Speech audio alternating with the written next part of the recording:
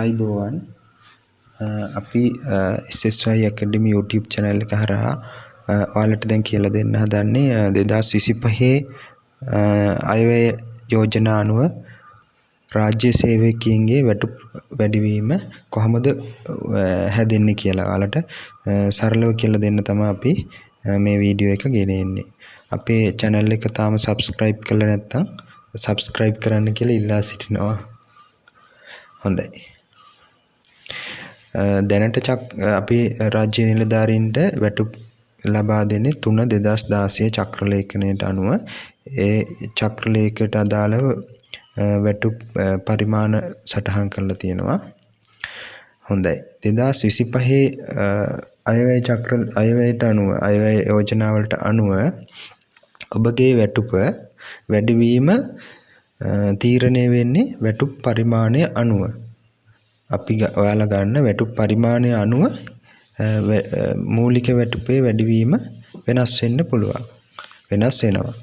උදාහරණයක් විදිහට ගත්තොත් PL 1 2 3 ඒ වගේම MN 1 2 3 4 වගේ වැටුප් කාණ්ඩ තියෙන්න පුළුවන්. ඒ වැටුප් කාණ්ඩවල අපි දැනට සිටින වැටුප් පරිමාණය මත තමයි අපිට කොච්චර වැටුපක් වැඩි වෙනවද කියලා තීරණය වෙන්නේ. හොඳයි.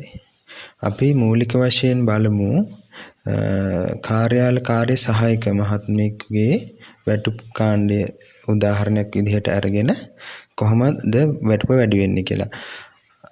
2025 වසරේ වැටුප් මේ කාර්යාල කාර්ය සහායකයෙක් විදිහට රාජ්‍ය සේවයට බැඳිච්ච පුද්ගලයෙක්ගේ නිලධාරියෙකුගේ වැටුප තමයි අපි මෙහිදී උදාහරණයේදී සලකා බලන්නේ. අවම මූලික වැටුප රුපියල් 40000ක් වෙනවා. අයවැය යෝජනාවලට අනුව දැනට ලබනවා 24250ක මූලික වැටුපක්. ඒක 40000ක් වෙනවා. එතකොට වැටුප් වැඩිවීම 15750යි. මේ සටහන් කරලා තියෙන්නේ මේ වසරේ සේවයට බැඳුණු නිලධාරී කාර්යාල කාර්ය සහායක PL1 වැටුප් කාණ්ඩය යටතේ වැටුප් ලබන නිලධාරියෙකුගේ මූලික වැටුපේ වැඩිවීම.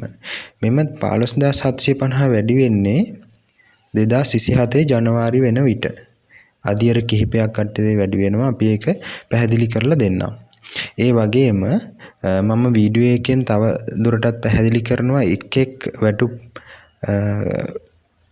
වර්ධක ලබාගෙන තියෙන උදාහරණයක් විදිහට වැටුප් වර්ධක දෙකක් ලබාගෙන තියෙන නිලධාරියෙකුගේ කොහොමද වැටුප වැඩි වෙන්නේ කියලා. හොඳයි. PL1 වැටුප් කාණ්ඩය යටතේ මේ වසරේ සේවයට බැඳුණු නිලධාරියෙකුගේ 2025 අප්‍රේල් මූලික වැටුප ගණනය කරන විදිහ තමයි අපි මෙහිදී සලකා බලන්නේ. එතකොට 24250ක මූලික වැටුපක් දැනට ලබනවා. අයවැය යෝජනාවලට අනුව ඒක 40000ක් වෙනවා. එතකොට වැටුප් වැඩිවීම 40000න් 24250ක් අඩු කරාම අපිට වැටුප් වැඩිවීම 15750ක් විය යුතු වෙනවා. නමුත් 15750ම 2025 අප්‍රේල් මූලික වැටුපට එකතු වෙන්නේ නැහැ. මෙතනදී දැනටමත් දීමනා වශයෙන් ලැබෙන 2500ක අතුරු දීමනාව සහ රුපියල් 5000ක විශේෂ දීමනාව මූලික වැටුපට එකතු කිරීමක් සිද්ධ වෙනවා. ඒක එකතුව 7500යි. ඒ 7500 අප්‍රේල් මූලික වැටුපට එකතු වෙනවා. හොඳයි.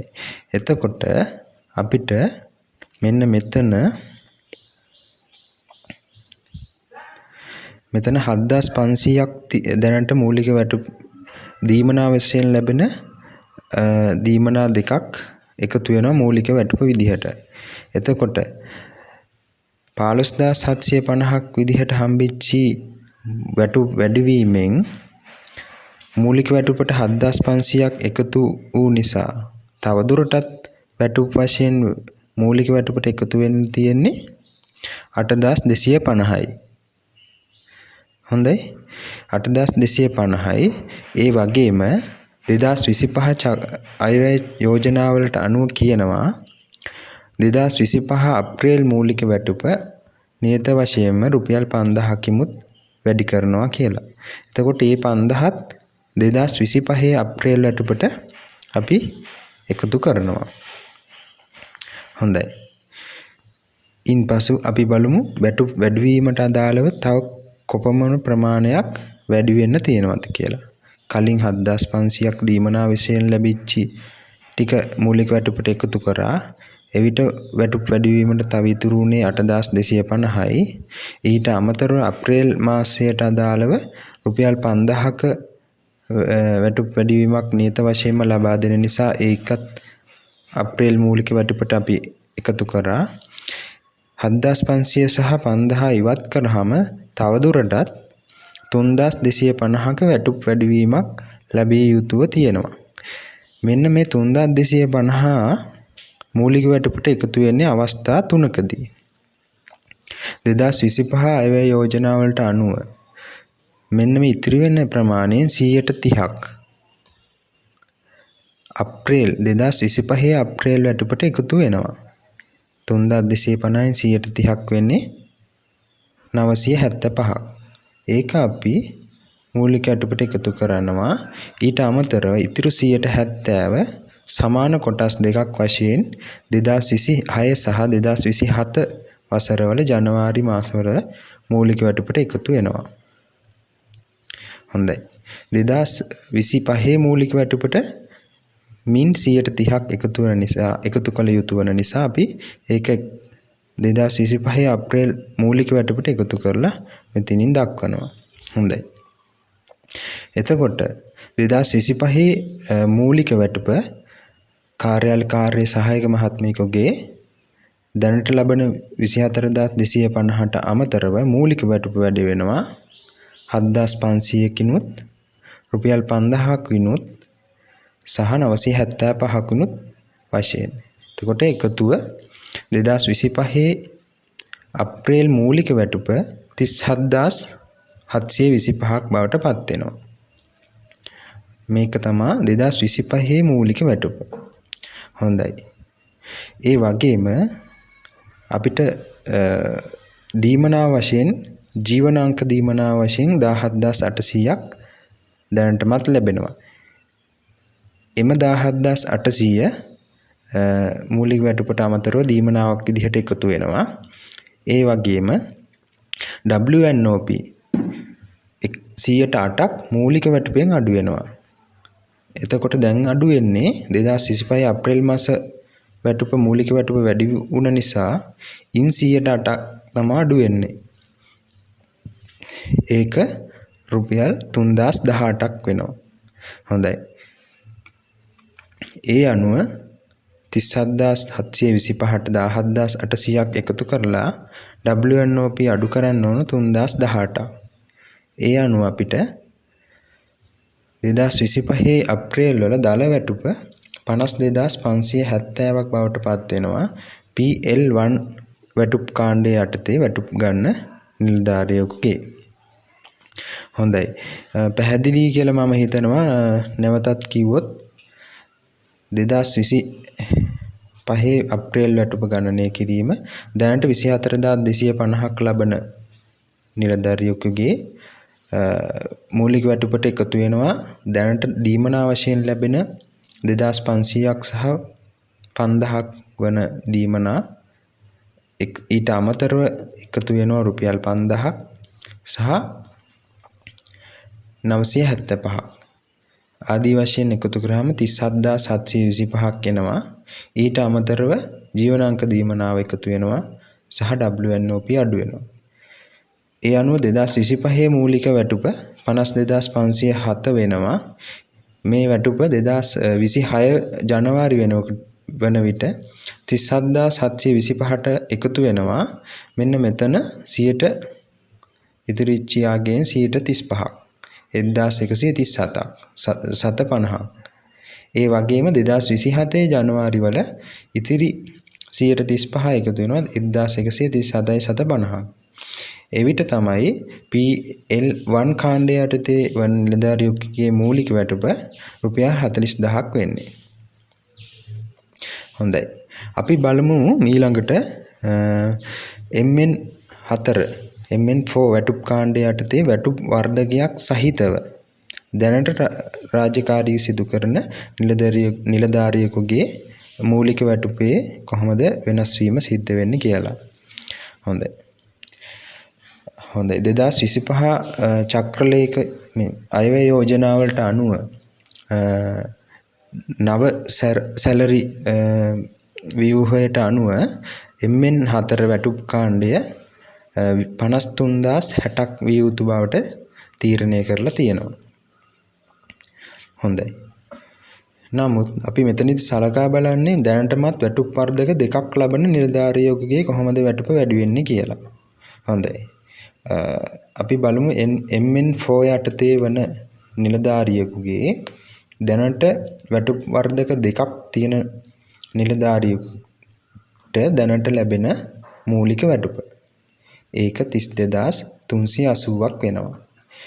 මේ 32380 හැදිලා තියෙන්නේ පත්වීම් ලබන දිනට තියෙන මූලික වැටුපට අමතරව උපයාගත් වැටුප් වර්ධක දෙකක් සහිතව. හොඳයි. මෙන්න මේ අවස්ථාවකදී කොහොමද අපේ වැටුප මූලික වැටුප වැඩි වෙන්නේ කියලා අපි බලමු. හොඳයි. new salary structure එක අනුව 53060ක් විය යුතු වෙනවා MN4 වැටුප් කාණ්ඩේ ආරම්භක වැටුප. හොඳයි. ඒක අපි මෙතනින් සටහන් කරගත්තොත් හැබැයි මෙම නිලධාරියා දැනටමත් වැටුප් වර්ධක දෙකක් ලබලා තියෙනවා. එම නිසා එම වැටුප් වර්ධක දෙකේ බලපෑම අනුකූල වෙන ආකාරයට ගැලපිය යුතු වෙනවා. ඒ කියන්නේ අයවැය චක්‍රලේඛ අයවැය යෝජනාවලට අනුව යෝජනාවක් තියෙනවා වැටුප් වර්ධකයේ 80ක් කරනවා කියලා. එතකොට දැනට වැටුප් වර්ධකයේ 445ක් එනවා. ඒක 80ක් වැඩි වුණාම 800ක් වෙනවා. හොඳයි. එතකොට එම ගැළපීම මෙතනට කරන්න ඕන. එතකොට දැනට වැටුප් වර්ධක දෙකක් ලැබලා තියෙන නිසා 800ව දෙකක් ගැළපිය යුතු වෙනවා. 1600ක්. ඒ අනුව වැටුප් වර්ධක දෙකක් ලබන MN4 වැටුප් කාණ්ඩය යටතේ වැටුප් ලබන නිලධාරියෙකුගේ 2027 වන විට 54660ක් විය යුතු බවට අයවැය යෝජනාවන් වලට අනුව යෝජනා කරලා තියෙනවා. දැනට 32380ක් වැටුප් ලබනවා. 2027ට ජනවාරි 1 වෙනිදා වෙන විට 54660ක් විය යුතු වෙනවා. ඒ අනුව මූලික වැටුප් වැඩිවීම රුපියල් 22280ක් වෙනවා. හොඳයි. අපි බලමු මෙන්න මේ 22280 2025 අප්‍රේල් වැටුපට කොහොමද ගලපන්නේ කියලා. හොඳයි. MN4 වැටුප් කාණ්ඩයේ දැනට ලබන මූලික වැටුප 32380යි. අපි හොයන්න යන්නේ 2025 අප්‍රේල් මූලික වැටුප. හරි. අපි කලින් ගණනය කිරීමට අනුව වැටුප් වර්ධක දෙකක් සහිතව දැනට රාජකාරී සිදු කරන MN4 වැටුප් කාණ්ඩය යටතේ නිලධාරියෙකුගේ වැටුප 2027 ජනවාරි වන විට 54660ක් විය යුතු වෙනවා. හොඳයි. ඒ අනුව වැටුප් වැඩි විය යුතු අගය 22280ක් වෙනවා. හරි. කලින් ගණනය කළා වගේම විශේෂ දීමනාව 5000කුත් අතුරු දීමනාව 2500කුත් 7500ක් විදිහට ලැබෙන දීමනා මූලික වැටුපට එකතු කළ යුතු වෙනවා. හොඳයි. හරි. එතකොට වැටුප වැඩිවීමට අදාළව තිබෙත් 22280යි 7500ක් අප්‍රේල් වැටුපට එකතු කරනවා. එතකොට තවදුරටත් වැටුප් වැඩිවීමට ඉතුරු වෙන්නේ 14,780යි. ඒ වගේම අයවැය යෝජනාවලට අනුව කියනවා නියත වශයෙන්ම රුපියල් 5,000කුත් අප්‍රේල් වැටුපට එකතු කරනවා කියලා. හොඳයි. ඒක අපි මේ විදිහට සටහන් කරගමු. ඒ 5,000ත් අපි මූලික වැටුපට අප්‍රේල් වලට එකතු කරන නිසා තවදුරටත් මූලික වැටුප වැඩි කිරීමට තියෙන්නේ අර 5,000ත් අඩු වුණාම 9,780යි. හොඳයි. මෙන්න මේ 9,780 කාණ්ඩ 3ක් යටතේ අධීර 3ක් යටතේ තමයි අපිට මූලික වැටුපට එකතු කරන්න පුළුවන් වෙන්නේ. අයවැය යෝජනාවලට අනුව. ඒකෙන් කියන්නේ ඉතුරු වෙලා තියෙනවා තවදුරටත් වැඩි යුතු මූලික වැටුප 9,780ක්.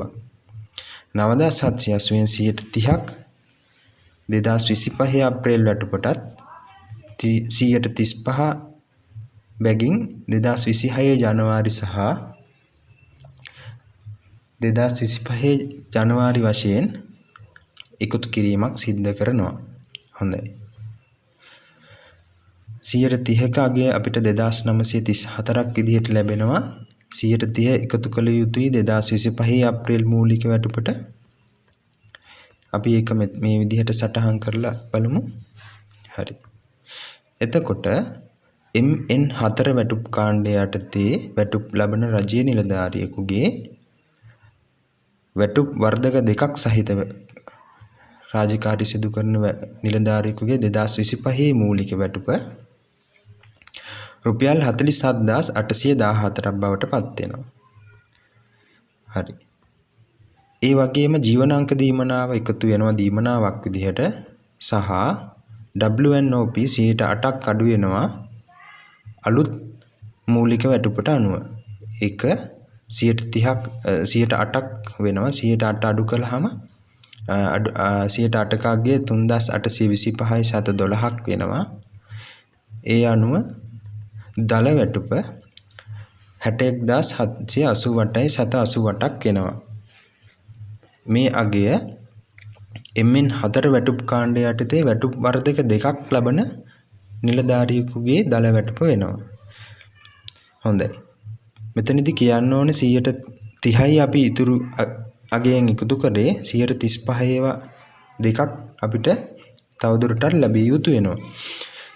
එම අගයන් 2026 දී 3,423කුත් 2027 දී 3,423කුත් වශයෙන් මූලික වැටුපට එකතු කිරීම සිද්ධ වෙනවා.